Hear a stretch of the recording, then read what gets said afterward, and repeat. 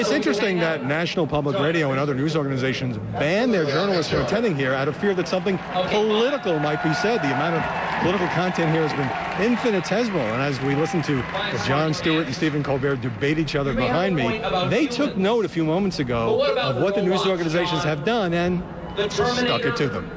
If their employees attend Jon's rallies, someone might think that NPR is liberal. No one could tell from the free pledge drive hemp fiber tote bags they use to carry their organic kale roll-ups to their compost parties. But after 3 hours of music and comedy skits and funny costumes, Jon Stewart turned serious.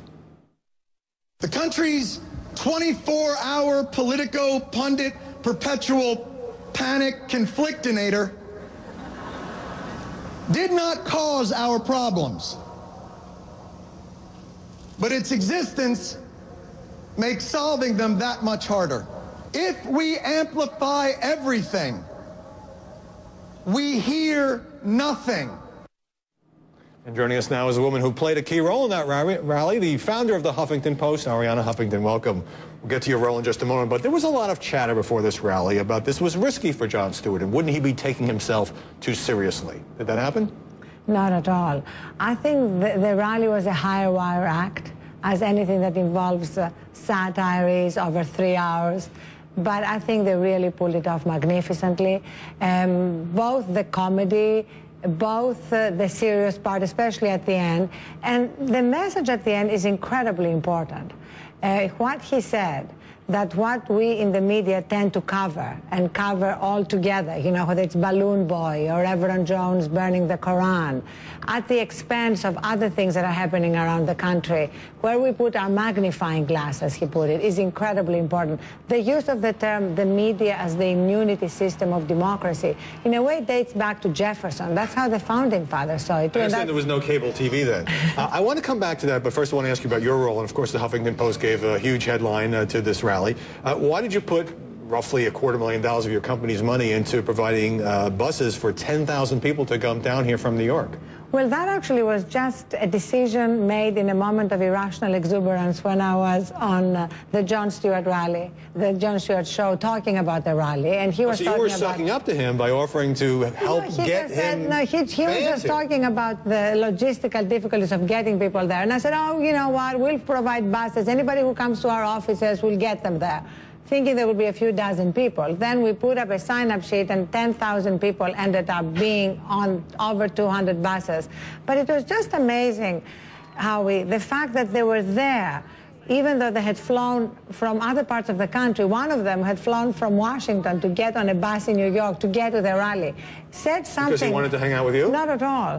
Because they wanted to have that sense of community and connection, and that was really what you observed all around the rally. You walked around. It wasn't just what was happening on stage, it was what was happening among people there. But let's be candid. I mean, Jon Stewart appeals to you because he comes at his comedy and satire and criticism from a liberal point of view.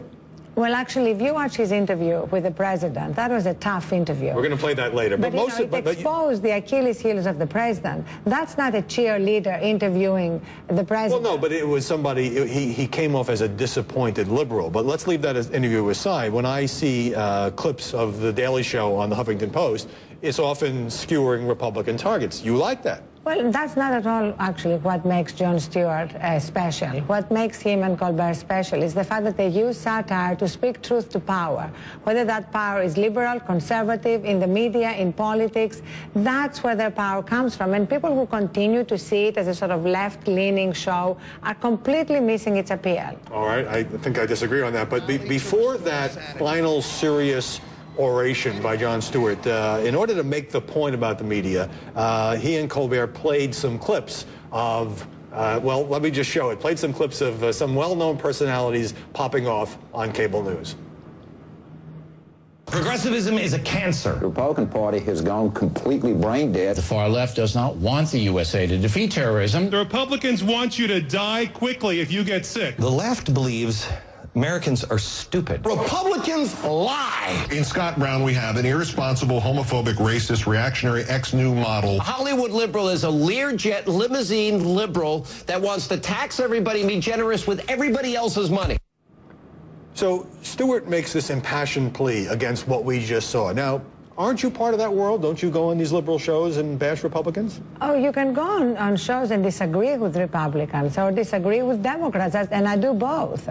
The question is, what are you saying? Is what you are saying based on facts?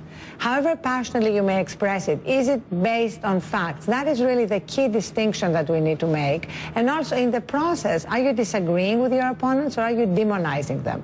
And as so to you, it's about the tone. For me, it's about first of all, it's about facts. Is it factual? That's key. Right, but conservatives who disagree with you certainly think they're being factual. No, they can't possibly think they're being factual when they say that Barack Obama wasn't born here, or when they're saying that Barack Obama is taking us down a communist path. These clearly are not factual statements, and that is really the first distinction. All right, but let me ask you this, because in that montage, and there was a lot more we didn't show, Jon Stewart played Keith Olbermann almost as much as he played Glenn Beck.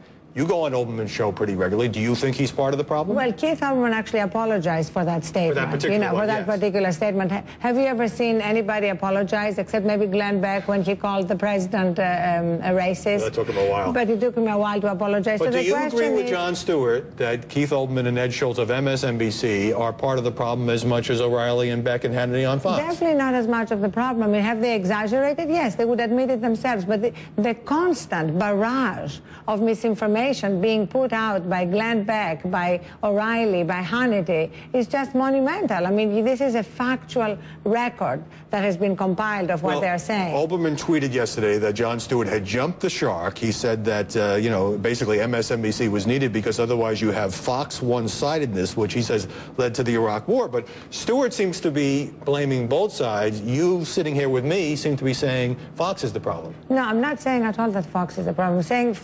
I'm saying that mainstream media, cable media, everybody is part of the problem that Stewart identified at the end, which is magnifying the irrelevant or the demonic, magnifying, you know, the evil that's going on. As he said, stop calling people terrorists or communists. They have to earn that title. It's conflict-driven. It's conflict-driven. And you would like to see a more civil tone on both sides? Yeah, but I would also like to see much more than that. I would like to see that magnifying glass that he talked about being put where good is being done. I mean, we're doing that at the Huffington Post now. We are doing best person of the day.